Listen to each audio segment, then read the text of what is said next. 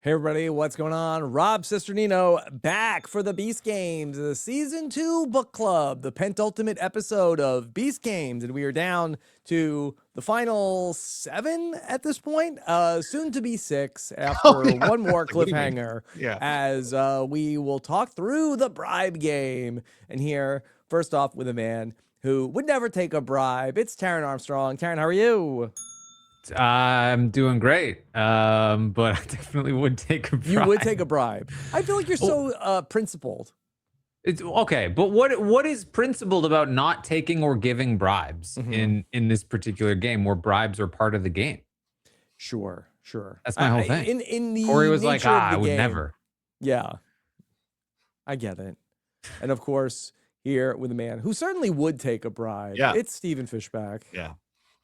I think Tara's right. Like, that's the bribes are part of the game. I'm taking Jack's attitude. Jack, right? That's the boy genius. Boy genius. I'm spending this money to advance in the game. Like, that is what the money is for. Yeah.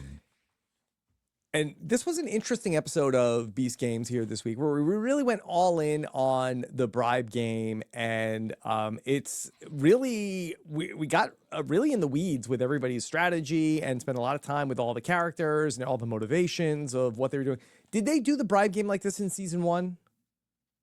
I remember it being pretty similar. Yeah.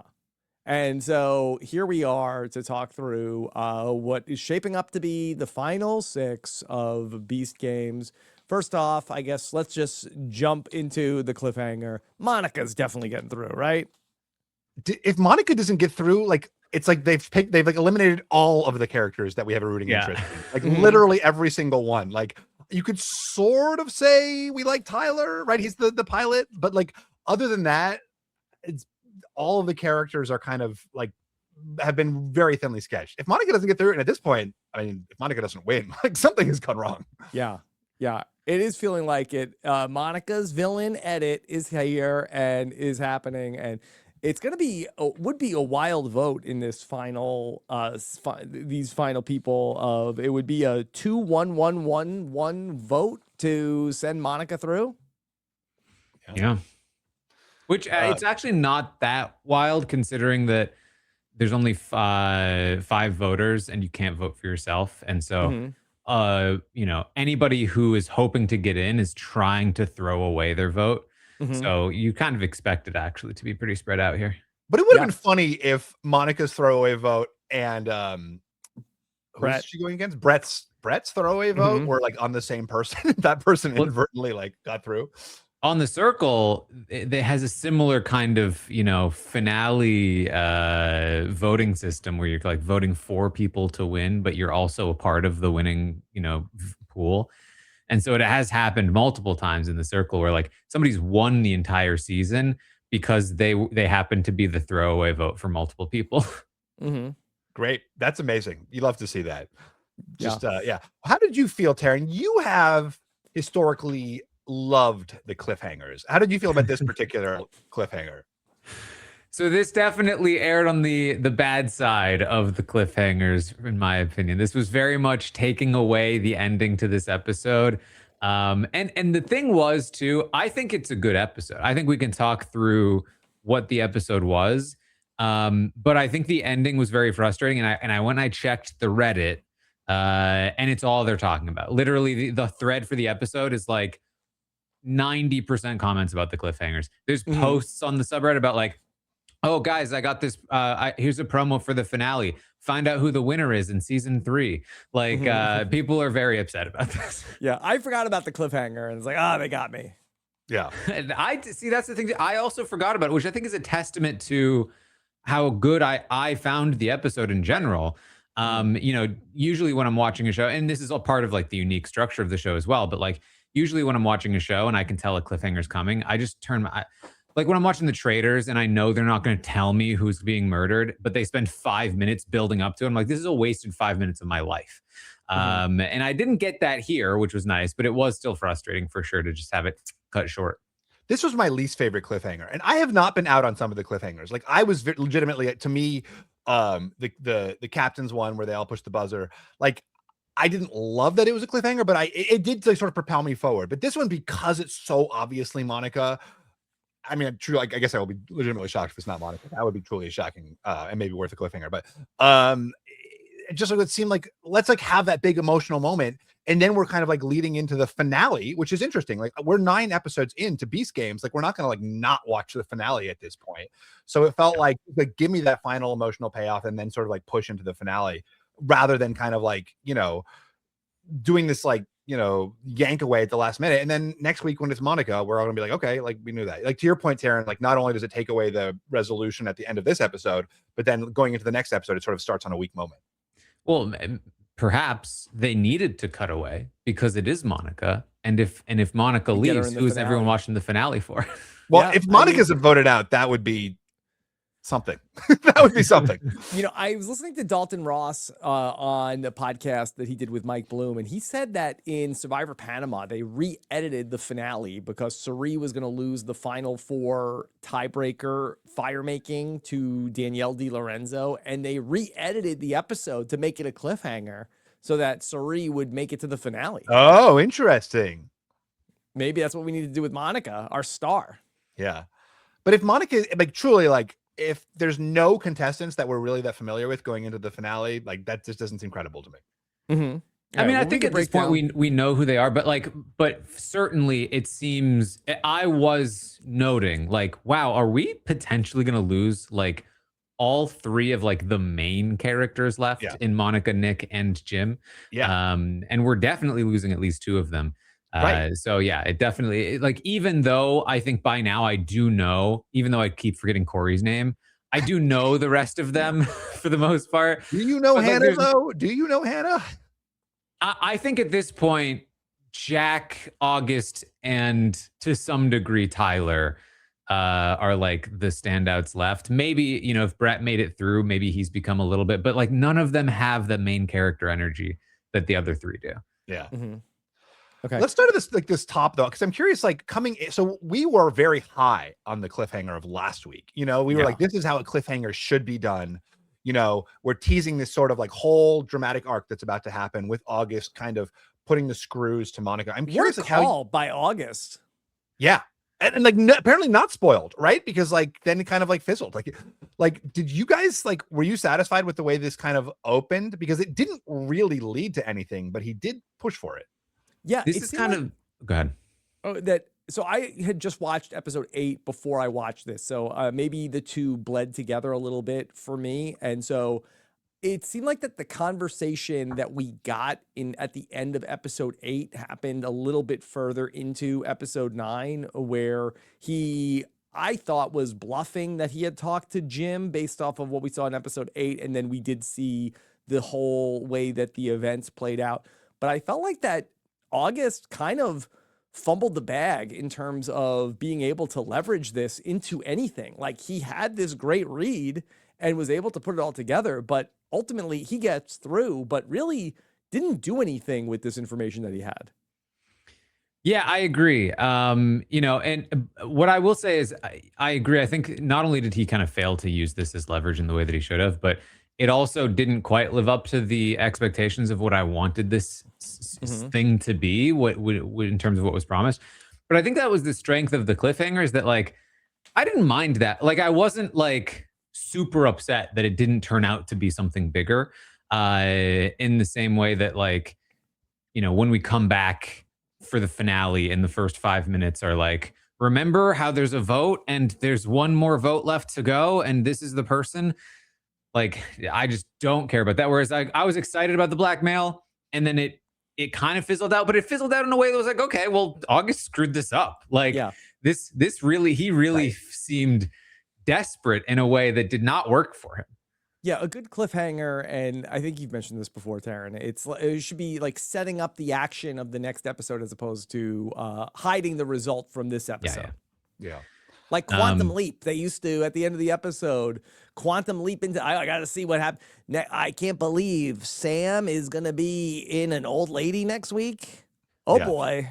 Yeah, that was always a good moment. I did. He's Dr. Ruth. People who don't know what that show is are going to be very confused about that. The people who do, like me, are going to be like, yes, that's a totally apt metaphor. Yeah. So I did a little bit of digging because I could not bring myself to believe that August on a hunch by himself became that sure that this was what had happened, that Monica took a bribe. So I found August has a YouTube channel. He's been talking about this a little bit. Wow. It actually didn't even start with August. It actually started with Nick, who came up with the theory. They had kind of all discussed it like beforehand on the plane there. So the reason he's so sure of himself is that he already had like a group of people who all kind of agreed, like, she probably sold the coin, right? And that's where that confidence came. Because like, that behavior did not track for me. That a lone wolf out of nowhere would be like, what a scumbag. I'm going to blackmail her. And I'm sure 100%, even though I have no evidence and nobody else has, I've talked to nobody else about it. Like, it made a lot more sense to me once I got more of that context. Well, it also makes sense that like go ahead. I just didn't understand, why did he never say, like, Monica, if you still have the coin, let's see it. Show the coin. He talked to Monica about that, and she said, nobody once asked me to show the coin. That's crazy. Just show the coin. Like, that's the whole, that's crazy.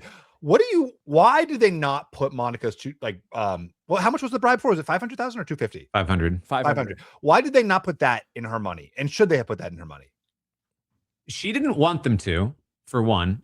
She was very worried that they would, because she didn't want anybody to know she had it. But should they have? I mean, I think it should have been her choice, right?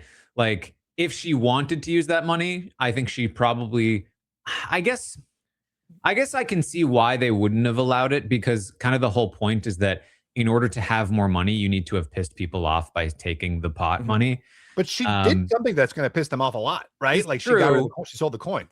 It is very true. So like, I think there's pros and cons, but I think ultimately, like, probably putting it in her hands is maybe the call there. Like benchmark. But could she have, if she's like desperate now in the last, and it looks like she's going to get through, but hypothetically, if she was down to her last shot here, say, okay, hey, Jimmy, I'm going to need my money, $100,000 to each of these people to give me a vote to get through. Or $50,000 each person. I think she could have tried it, right? Yeah. I think it's outside of the bounds of this particular game, so they wouldn't get the money in their cube, like, or their, Don't cylinder. You think they do it though? I think they would do it. This is like Beast games, like games. Anything goes. Yeah. I think you'd have to just be like, you can make this deal, but you have to trust her to follow through after the game ends. It's like the Yao Man Dreams card. Exactly. Deal. Yeah. Yeah.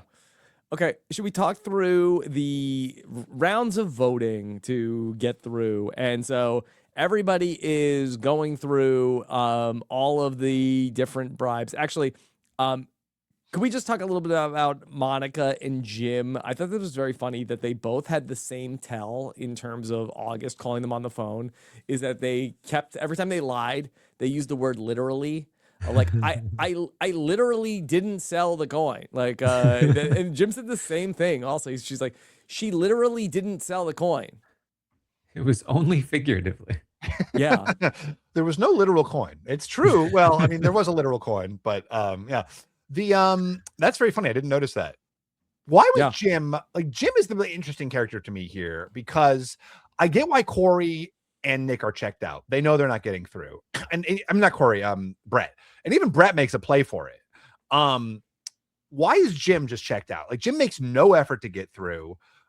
He puts all of it, we've talked about Jim getting a moment to self-sacrifice for Monica, which seemed like this was that. But like, he truly, like, they did not game this out in a way that would benefit both of them. And he basically totally self-sacrificed and made no effort on his own part. He talked about it. It was Operation Sugar Mama. I think he's all in on Monica's going to win, and that basically she's the breadwinner. But even so, like, he truly, like, was like making, selling his vote for $5,000 or whatever, and not making any play to be in competition for $5 million. Yeah, I think for as much as August's blackmail ploy didn't really work for him at all, I do wonder if it kind of cowed Jim and Monica into submission for a while. Like, they didn't feel comfortable making a push too early, because like there was this theory that they had, you know, done some misdirect with the coin. And so instead we're focusing on trying to build up some money to bribe with for like a later round. But like that just is a mistake. Like that was a terrible ploy from them. If that was their plan all along, it was just terrible. And if it was something that they kind of like backed themselves into, like it was also not.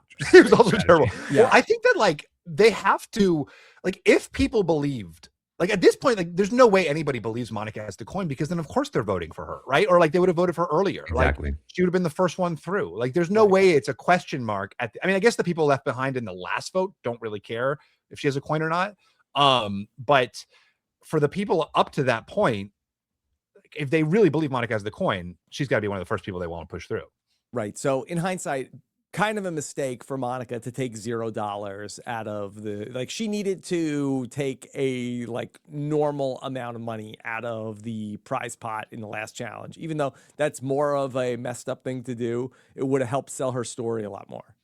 Yeah, I think so. And, you know, I think also what I find interesting about this game in general is that it runs so counter to the way that we are so used to analyzing voting games.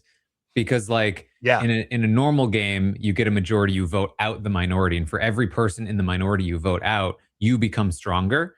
But in this game, you're voting people in. And so every person you vote in that's an ally of yours makes you weaker. And so like every time, like when Tyler gets voted in, that makes August and Jack weaker because they no longer have that ally voting for them. Which is part of why Nick was so valuable for them, because he was somebody that was gonna just stay behind and had a bunch of money to bribe with if he wanted. But it adds this thing where like Monica calls Tyler and she's like, "Hey, August is gonna try to claim that I sold the coin, but I didn't." And he's like, "I believe you." She's like, "Great. So what are we?" He's like, "Well, would you vote for me?" And she's like, "Yes." But that does not, that does less than nothing for her. Like it doesn't help her at all to vote for Tyler. It doesn't matter if Tyler believes her if he leaves first, right? Well, like he's now gone. Like weaken their, like to your point, like you're weakening your opponents by voting by rewarding your opponents. So yeah, it's not. But what do you was think August Monica is thinking about this on that level? Well, no, I think that's the problem. Yeah. What was August play out of the gate? The first thing August says is like to Nick, like, "You vote me in first, and then I've got you. I've got a plan. You're going to be safe." What on earth was that plan? I can't even imagine what that plan could have been, because they're soundproof cages. Like at the very best, like what truly, what's the plan there? August struck me as a guy who spent the last like 48 hours planning what he was going to do in this exact game, got there and was like, "Okay, I've got it all planned out." And then immediately like none of it worked. And he was like, "What do I do?" It's like he's calling people up like, "Hey bro, I know you're big about family and I met them, and you know, when I grew up, I loved going on vacations, and so I wanted you to go on a vacation, so here's $5K for you. Oh, Hannah, by the way, I've really loved the time we've spent together. Will you vote for me?" It was so transparent and so clearly kind of like pre-planned and scripted. The most like mercenary, like least genuine offer maybe in the history of voting shows, of voting competitions. You better send pictures from that vacation. Oh man, it was. I found it to be very entertaining the way that August was just like running around. Meanwhile, especially in that first round, Tyler was literally like, "You got me." Sure. Yeah. Can I ask a question about the setup for this? So they got on the plane and they flew to Saudi Arabia. First off, did they each get a Lamborghini at the start of the last episode, or were they just riding a Lamborghini? Yeah. Okay. And I'm assuming the finale is going to have something to do with being in Saudi Arabia, but I, for the life of me, didn't really understand why we needed to go to Saudi Arabia to play this game. They've got paid, probably. Yeah. So I would assume that maybe the final, like they're going to go right into the final game, which is going to be something that's going to be like more of a spectacle. And we'll see that in the finale. But, you know, this seemed like that you didn't need to fly halfway around the world to play this game. Literally in soundproof boxes on like a soundstage. Yeah. Okay. All right. Round one. Who's getting through? We're seeing a lot of money being change hands, but or the money's not really changing hands yet in round one. But it's just that Tyler is the one person of he's a good guy. Everybody put Tyler through. Yeah. Yeah, which again, the game is interesting because you basically should never vote anyone through that isn't you. Like it's a very individual game that relies on other people, which is very interesting. But when you know that it's a landslide, when you know you can't win, it does kind of behoove you to like jump on board and be like, okay, let's just get rid of this person that's eating up all my votes, and then I'll take another crack at it next time, perhaps. So once somebody starts making a huge amount of momentum or gaining a huge amount of momentum, like, yeah, it kind of makes sense to jump on board, which is also why it makes sense to try to build that momentum as early as you can, which August did try to do. And I think like letting it go is kind of fine.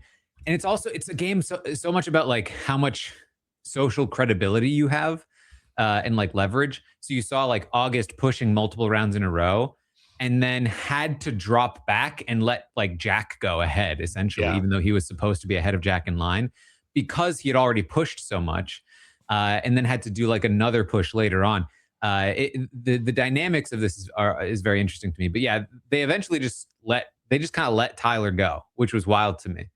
Well, do you think to that point about the dynamics that doing the early push kind of like gets you credit later? Like then you back off, but like you're kind of in the queue, you know? Like exactly. Katie's never doing a push. And so like nobody's even thinking about her as like in the queue.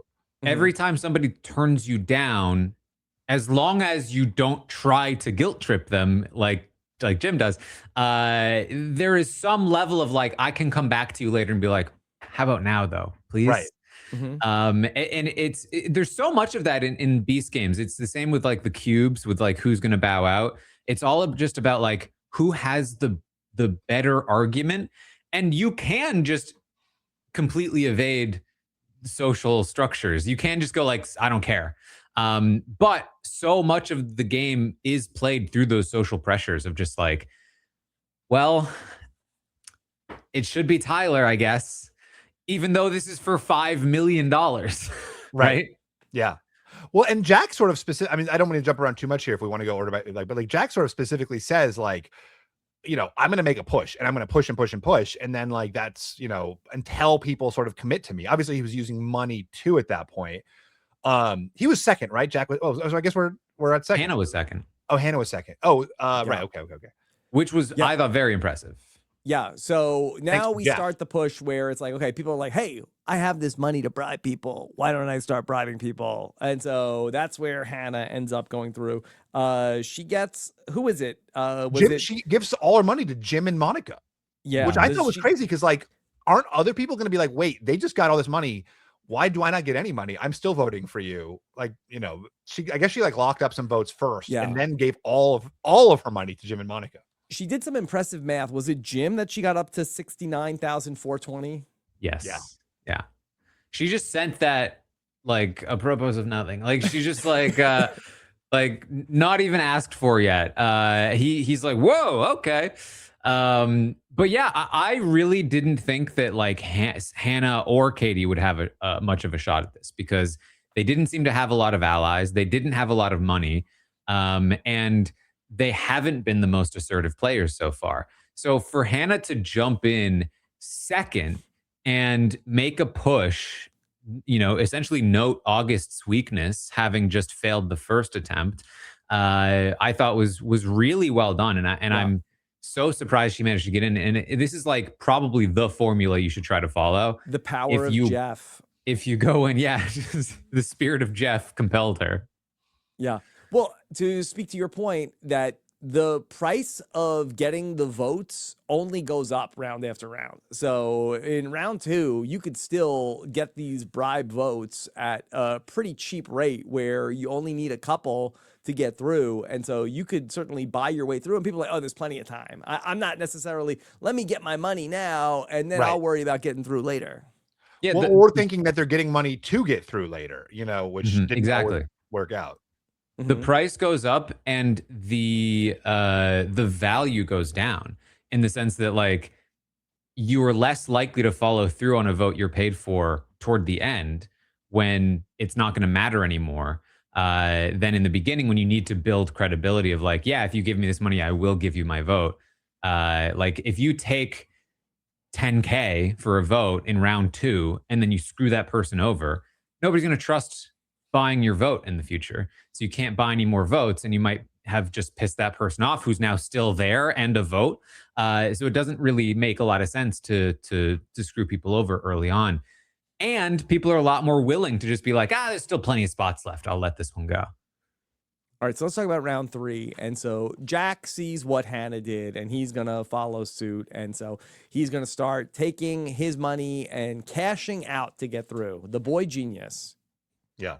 Which, Also again, smart. like, it was just like it was like money with social pressure, right? He was also like locking people in, which was interesting because like, still, I mean, to your point about the value of money going up, like people's words also seem to matter more at this stage in the game. Like people were giving their words early on and being like, well, I gave my word, I can't. And then by the end, everyone's like, well, I gave my word to him and him and him and him. And, you know, but those early rounds, people were like honoring their commitments. Mm-hmm. Yeah, which makes sense because again, like you need to build as much credibility as possible to gain the money and the social, capital to move forward later on. Yeah. Well played by Jack as well. Jack is the one person who is really leaning into the theme. There's nobody really else is. that's like, Yeah, I'm doing it for the strong. But he's really all in on. He wants to have one of the smart people win the game. He's had a meaningful edit. I mean, like, like I wouldn't feel like if Jack came out of nowhere. Like he had that great moment with Sue. Great, depending on who you. I kind of feel like he's my pick at this point. Like over Monica. Really? I don't know if I want Monica to win. I just want her to stay in the game for as long as possible. I feel like Jack would be he's the right for me combo of like he's played well enough and rootable enough. I know he screwed over Sue, but like I'd be happy with him winning. Whereas like Monica's been a little OTT and Tyler's been a little like too boring. So like Jack is kind of right in the middle there for me. Goldilocks. All right. In round 4, now things are going to start heating up where we're going to start seeing a lot of money moving around, where August is going to start making his move. Yep. Which makes sense. Yeah. No, there was a ton of money moving around. There was probably at least, 8 or 9 transactions of money moving around at this point. And this is basically where Katie gives up, right? Like at this point, she was just like, I'm beholden to the deals that people are pushing on me. But I think that there was like a valid consolation prize where it's like, hey, I'm not getting through. Let me get as much money as I can. But she was make Jeff sacrifice the money, though. Well, I'm sorry, say that again. Yeah, go ahead. Does it make Jeff sacrifice worse? The fact that Katie went out and said, like, if Jeff was in that cube, Jeff kind of got through. Yeah, one of them. She took his lessons. Yeah, I just feel like I didn't do the math, but I feel like Nick got more money than Katie. And he came in with 250. Yeah. I think he ended with just over 3, right? So he ended with like 3 and change, right? So he got. And she ended with over 150K. I don't know how much she started with, but I think she ended with over 150 because she started with like 62 or something. 62. Okay, so maybe she did get more then. She did do well ultimately, because I think she was one of the people that came in with only like 47 or something like that. Although maybe at the end did Nick have more than 300 because he got like those $30,000 baskets from both Brett and Monica. Yeah, that's what he got 30K from both Brett and Monica. I'm pretty sure he got some. I think he probably got like close to 70 at least. Yeah. It'd be interesting to see out of the 200 competitors, like if we could get like sort of like the payout rankings at the end of the season. Okay, somebody got $5 million, but if we were gonna rank like she's probably around the top 10 in terms of walking away with 150K. I feel like when you do the Wikipedia standings, do they still have the Beast Games people on Wikipedia? I don't know, man. I hear they're doing a purge. When you do the standings for a Beast Game season, I think that it shouldn't be on placement because a lot of That's a good people point. leave at the same place anyway. It Yeah. should be on how much money you made. Yeah. How much money you made? Was Nick's decision to take the 250, and so Nick walks away with, let's say, 330,000 or something like that. It was a poor one, right? Like Very poor. very bad decision. Because he's and otherwise he's 100% getting through. I think he's 100% getting through, or vice versa. He's got $1 million in this round, and All the probably leverage. still All the 100% leverage. getting through. You know what I mean? Yeah. Like if he's the only person with money, he's got $1 million there. Yeah. I bet you he gets through. Yeah. By paying off and he probably comes away with more money getting through. But was there a world where Nick could have gotten through? He does not really try to bribe anybody with his money. I don't think Nick's getting through here. I think there's too much like there's bad a point where Although if he Brett wants to almost- pony up 30K for a vote early on, like I think he gets that. I mean, we essentially saw Brett do that, right? Like Brett is doing the same thing that but he does it way Nick could too have late. done. Yeah. I Like, don't know at if the Brett point has where the Hannah same does it. program that Nick does. Yeah, I mean, Brett seemed to have a better relationship with Katie than Nick did. Yeah. But if he outbids Hannah at the point where she does that first, or outbids Jack when Jack is doing that, like I think that he sort of like has the big stack. I think that he could have done that. It's very possible. I think he ends up like resigning to like, hey, I'm gonna leave with my 300K. Right. I kind of agree. I think that like again in an early round, if Nick just comes out and says like, hey, I'll give you this much. The problem is if you are that person that took a bunch of money, I think you do have to worry about the Jims of the world doing exactly what Jim did to Brett, which is like, okay, I'll take your money, but I don't actually have to vote for you. And as you start bleeding cash early on, you then your reserves start to go down, and now you've been eliminated and you didn't get the money you wanted. But Jim is going to scumbag Brett here on the final vote. Would he do that on the second vote? Right, because then Jim's lost all credibility. Exactly. But that's the thing. You have to worry about. I think Jim probably doesn't because he wants to maximize the amount of money he gets, and so he has to follow through with the deals until the very end. But there might be other people there who would willingly take the money and then just keep it in the first round, and justify it to the group by saying, "Yeah, I was just taking the money that was owed me. I'll share some of it with you guys." Yeah. So we see a lot of money move around in round 4, but then it's interesting that when we do round 5, then we just like now there's no bribing that happens in round number 5. Did they know that round 5 was not going to be a bribe round? Well, you could have bribed, but it had to be in the circle. But basically, like a game of Big Brother, once you've locked down the strategy for the week or this 30 minutes, people started strategizing for the next 30 minutes. Right. That was fun. I like that. Like there being like votes, like the sequential votes bought. Yeah. So Corey had pre-bought his votes essentially. And people had given up on trying to compete with him for that round. Whether or not that was always intentional, it was very smart of them to just like move it along. Yes. I don't know if that was like planned in advance or like they knew that Corey was going to win anyway. So they were like, how do we speed this up? But whatever they did, it worked out very well because that round had no drama. I mean, I thought the way that the previous round played out where Corey was buying the next round's votes was very fun. And then we didn't need to see them do it again. Like they moved it along and then into round 6, which had a quick vote for Corey. Okay. Yeah. So our top 5 is locked in: Tyler, Hannah, Jack, August, and Corey. Only one spot left for the other 5 people. And Brett says, yeah. Well, here's what I will say. Even if Brett does make it through, I think he totally misplayed this. Why is he giving Jim $30,000? Jim's never voting for him over Monica. What are we doing? It's like, I mean, Jim and Monica are both like, is Monica making a play? Like, does he know that at that point? But I mean, like even Jim's argument to Brett was like, Monica's just given up. She's just like sitting there. She doesn't care anymore. Yeah. So is his bad read that he needs 3 votes at the final 5? That should he have figured out a way to, hey, I just need 2 votes here. So if I can get the Interesting. Nick vote and the Katie vote, and I'll give them 50,000 each. I think you can lock it up. I don't hate shotgunning a wider like selection in case one person is screwing you over. I just don't get why like Jim by himself was part of that selection.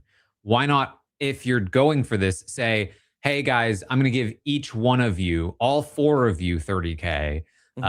You all agree to vote for me, and I'll do it at the last minute, and we'll just sit here and not talk about anything else if everyone's chill with that. Well, that's right? because they don't have to be in the cubes. Like that would be that would be a good move. Like literally lock it down, make them all sort of sit around the circle. Like we can call Jimmy over and raise our hands again if we're all cool with this. Yeah. Well, Brett feels like it's going great, but ultimately they have another plan. And Monica, she says that Jim is cooking out there and he was working with Katie and tries to get Katie to flip her vote against Brett. Although Katie, to her credit, she is locked in. She's not going with Jim and Monica. Again, leading me to believe that she does believe that Monica sold the coin, right? Like there's no way she does this if she believed that Monica selflessly took no money. I think she believes it. And also this drove me up a wall actually, a couple of rounds previous when she's like, oh, sorry, August already bought my vote for like 20 something or whatever. And he's like, well, I can give you more. She's like, he already gave me the money though. I was just like, you can give it back. What do you mean? Like you can give it back to August and take more from Jim if you're that concerned about the validity of the bribe. I think she was really like legitimately flustered by the difficulty, like the emotional. Yeah. Also, like someone coming into an enclosed space with you and being like, I need this, I need it. Like that's like intense for anybody. And she doesn't seem like she's like the most aggro human. I feel like that would be like very rattling for for someone like that. I liked when Brett is buying everybody's vote for $30,000 and she asks the group, hey, would anybody be willing to sell their vote for less money? Yeah. What?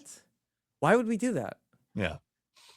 Also, I don't think she even needed to offer less money. I think again, like she could have just offered, like if she had like what 140 at that point. So like she could have easily offered 50, 60K to get like an extra vote here or there. And again, if you do that somewhat secretly, you might actually be able to steal away, when we saw the guy who flipped the coin last season essentially do something like that, where like he secretly managed to pick up a couple of votes and then got through because nobody thought he was getting through. All right. Well, Monica needs Nick's vote. It's all going to come down to Nick. She gives Nick an extra 10 grand late in the game. Brett's starting to suspect that something is up. And so it's going to come down to Nick has gotten so many cliffhangers this season that we had a cliffhanger on Nick. Was he going to take the $1 million? Then we had a cliffhanger on Nick. Was he going to take the money? Now we have a cliffhanger on Nick. What is he going to do in this vote? And maybe like whose heart he was going to smash, like Nick was part of the heart smashing. Yeah. Maybe Nick just takes a really long time to make these decisions, and you're just like, man, we've run out of time in the episode. Yeah. So Nick has to decide, but we feel very confident that Nick is going to screw over Brett. We'll see. I would be shocked. Is Nick Nick's the player of this season, right? Like if they bring back players from this season, Nick is number one. I think Nick and Monica. And Monica. Yeah. Nick and Monica, I think, are easily. I'll say this. This was probably my favorite Jim episode. Jim was fun. Yeah. I thought he was because he was not trying to win. He was just like having fun fucking with people. Yeah, like him being annoying was fun instead of annoying in this episode, I felt. All right, let's talk through our final 6. We presume Monica, we would think that she's the favorite going in. We can just talk about Brett as well. We can just say we have a top 7. Top 7? Because it's definitely not anybody else, I think, at this point. Right. It's either Brett or Monica. Yeah. Monica has had way more of an arc over the course of this season. And I feel like that if she gets through, I think she's the favorite to win. I'll be pretty bummed if it's not Monica because I feel like we need more of the payoff of her not having the coin. We need like at least one of these main characters in our final episode. So yeah, I certainly hope it's Monica. And also I think it would be very entertaining because she's such a villain now. And if she's so exposed for having sold the coin, she's also very talented at games. So they might be like trying to take her out, but maybe not succeeding. I think there's a whole arc there that's very fun. Okay. As for the rest of the top 5, we have Tyler, the good guy. I'm kind of rooting for Tyler. He's got cute kids. Yeah, serves the country. Yep. He's just kind of Hannah. like a more boring version of what's his name? The guy that won. Jeff. Yeah. Yeah. And then speaking of Jeff, we have Hannah, who the spirit of Jeff lives on through Hannah. I like the flashback to Jeff. Like, here is your identity. You are the one who Jeff blessed. Yes. Yeah. Okay. I like what she did in this game, but like, what are, I don't think there's. But she's been, right? She was one of the captains, wasn't she? She turned down $1 million. Yeah. She's been here the whole time. She's just like, doesn't. She was there. Let's say that for Hannah. She's been there. She's been there the whole time. Yeah. Okay. There's Jack, who we've talked about, the Brainiac. And Taran's favorite. He's my guy. That's my guy at this point. We have August, who we've really built up with the calling out Monica for having the coin. I don't think August is winning this. I was really high on August until I last watched week you were very high on August. Until I watched him attempt to do the blackmail. And then I went, ooh. Yeah. Oof. Okay. And then there's Corey, who I don't feel great about. I like Corey. He's like too honorable for this game, Mm-hmm. Yeah, like he just heard the word bribe and was like, well, that's against morals. Mm-hmm. It's like, what, how do you play Monopoly? Like, what do you mean? Like, what are we doing here? But again, like, I like that about Beast games. I like that there is still that moral component, that people are not going to play the game. They're not going to go willy-nilly with the bribes because like they think it's wrong. You know, to me, that's, again, like, that's what I think is bad about Survivor now, is like, it's like too transactional. Like we're just like pieces on the chessboard, or even, we're all just Monopoly characters. I like the fact that with Beast games, like, some people resist the very game itself. And then when someone does lean into the game, like, there's just like tension there. Like, Jim is like, I'll sell my vote for the most money. And then, someone like Corey's like, I don't believe in selling votes. Like, that's interesting. Yeah. When you play Monopoly, it's not real money. Like, it would be a lot different. Like, there would be a lot more emotions where it's like, what? I got to pay $1,200 for this? There'd be more emotions, but you wouldn't say it's against my morals to use the money that I have in Monopoly. Mm-hmm. Like, you wouldn't be in a poker game and be like, these chips represent real money and I don't feel comfortable. That's fair. Putting them in the middle. Yep. Okay. Anything else on Beast Games, episode 9, before we get to next week's big finale? I do like this as an episode. Like I said, I think it's an interesting concept that has an interesting degree of strategy to it. And I think the thing too is that, like, while yes, we had seen this once before, I think there are still so many different ways that somebody can try to strategize through this, that I feel like I could watch this a bunch of times with a bunch of different people and see a bunch of different kinds of results. So I kind of hope that we do keep this around as a staple for at least a little while, because it's not something that really exists in many other games that we can watch. If there is no cliffhanger this episode, what is the Beast Game subreddit saying? Like, what are they what are they saying about the episode? What are they fixating on? Like, what's the big moment? I think that if Monica gets eliminated, what they're saying is, wow, Monica fumbled the bag. Yeah. If Monica doesn't get eliminated, I think they are talking about, like, Hannah. They're talking about Jack. Like, I can't believe Hannah in particular made it through in the way that she did. I think they're talking about being impressed by August figuring it out and then fumbling the blackmail attempt. Like, I think there's a lot of, like, fun stuff to talk about here. But yeah, unfortunately, they're all again. Jim, like, not. That's what I. Yeah, I would like. Jim is a simp. I feel like there needed to be confessionals here, because I wanted to know, and then they sort of had that with like a sides to camera.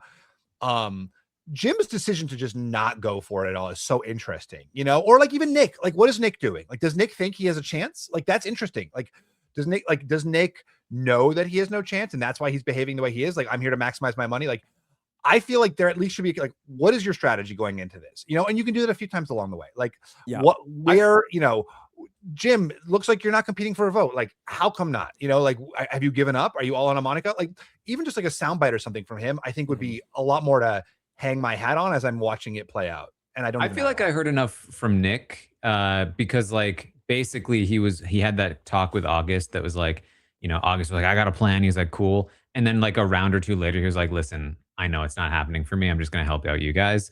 So like, I feel like we got that from Nick. And really, I feel like I got that from most people. Like even Katie was like, I'm going to try to build up money to make a play for the end. Brett was saying he was going to save up for the end. I felt like the only person that I was really confused on was Jim, who was like, yes, told us what he was doing, but not why. Right. Yeah. But even with Nick, though, like, I want if there's a producer with a camera and it's not just an aside to camera, that producer is asking, do you regret your choice to take 250,000?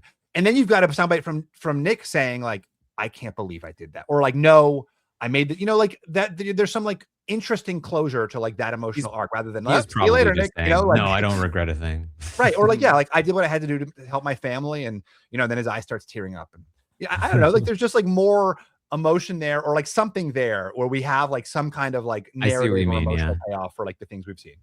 I think that's another part of the cliffhanger actually is that like all of these people, especially these main characters that are being eliminated, they haven't had a moment of being eliminated yet. And so like the closure on Jim and Nick as characters is going to come next week. Yeah. Next week, fulfilling a cliffhanger that isn't about either one of them really. Yeah. And so, you know, I think that's a little tough as well, especially as we're losing 4 people at once, essentially.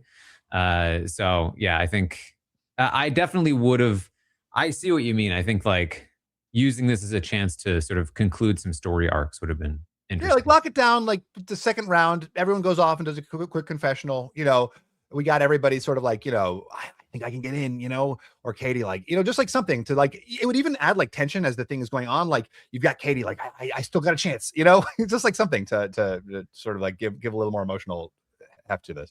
What can we expect from the final 6 in terms of how Beast Games wraps up? Well, in terms of the challenges. So last season, it was like a series of challenges, like in a warehouse, and it was like throw a ball into a hoop, and then it was like the memory game, and stuff like that. You're right. Given that they flew to a new country, you'd assume that they're going to do not something in a warehouse, but but I would assume there's still something along those lines where it's like there's a game where you can team up, but it's not a guaranteed win if you do. And then there's a, you know, and like those games running down to like a final 3 probably. And then I think at the final 3, it was like a vote, but you could bow out. Like it was a vote from the eliminated contestants, but you could bow out if you didn't think you'd get voted in. Oh, and take a bribe. I forgot that. Yeah. Yeah. And I remember the final game was the bluffing with the suitcases. Yeah. With the suitcases, yeah. Yep. Okay. All right. We'll see how it all plays out next week. Next Wednesday, going to be a huge reality TV day. Of course, Beast Games finale, Survivor 50 premiere, all coming up next Wednesday. Well, don't worry, Rob. There's going to be some Beast Games in Survivor, remember? That's right. And sure. I don't know if MrBeast is going to show up in the premiere, but we will see also Jimmy show up on Survivor. We'll be so knowledgeable at that point. Okay. All right. Taran, anything else going on for you? Just find my Patreon, watching these shows, reacting to them, having a good time. Check out my book, Behind the Mirror. Okay. Stephen Fishbach, always very busy. The audiobook for my book, Escape, has won a bunch of like awards. It was like Kirkus gave it its Earphones Award. Apple just said it's a must listen. You must listen. Must listen. Wow. Must. So, you know, check it out. If you've got a hard copy, you still must listen. So, you know, look at the audiobook. But I don't know if everyone who's listened to the audiobook has loved it. I don't know if we talked about this on air, Stephen, but like your audiobook has multiple narrators, which is kind of like a rare and very fun thing. I'm a huge audiobook connoisseur. Oh, really? And when I get an audiobook where there's multiple narrators, I'm in. Like that's super exciting. Yeah, and I mean, obviously it's great because I've got like a guy and a girl who are the two main leads. But I got like amazing actors. Julia Whalen is considered like the New Yorker called her the Adele of audiobooks. So she's like, I mean, yeah. And do you know? Are you familiar? She may not be your genre, Taran, but are you familiar with Julia Whalen? I've heard her name before. Yeah, for sure. She does more like romancy stuff. I've heard of Adele and thrills. Yeah, there you go. Yeah, and then Sean Patrick Hopkins and Amani J. Powers are the other two. But Sean, who I just met, is an incredible. I mean, they're both incredible. Yeah. All right. Thank you so much for checking out our coverage of Beast Games episode 9. We'd love to hear what you have to say in the comments. Take care, everybody. Have a good one. Bye. This is RHAP. We know reality TV.